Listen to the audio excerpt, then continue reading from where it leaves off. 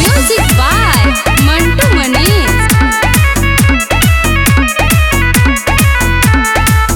नाच तारू को मैं दे खाव तारू ज्यादा ई कौन फैशन है लौके आधा आधा। नाच तारू को मैं दे खाव तारू ज्यादा ई कौन फैशन है लौके आधा आधा लौके आधा आधा हो।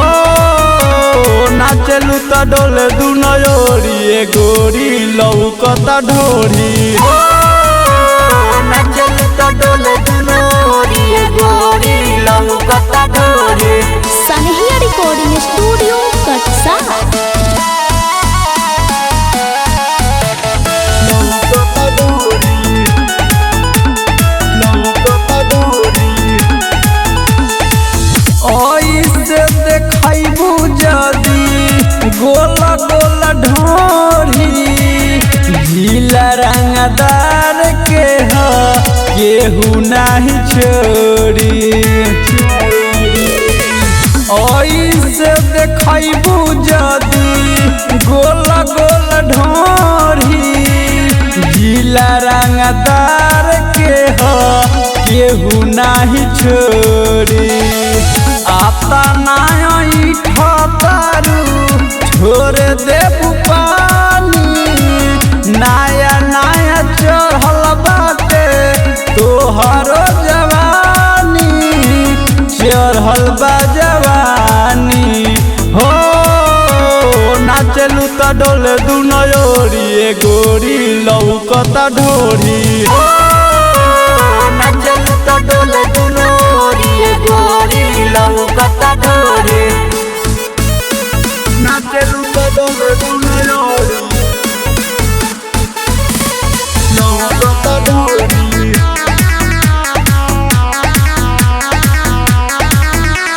नाचलू त डोले दुनयोरी।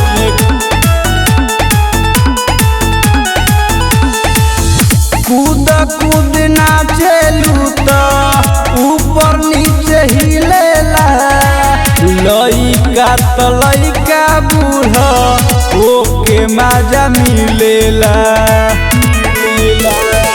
कूद कूद नाचलू त ऊपर नीचे हिलेला लइका त लइका बूढ़ा ओके मजा मिलेला। राहुल बिटू विक्रम जाए नहीं दी है 4 बजे भोर तक माजा खूबली है माजा खूबली है हो। नाचलू त डोले दुनयोरी ए गोरी लौकता ढोरी हो।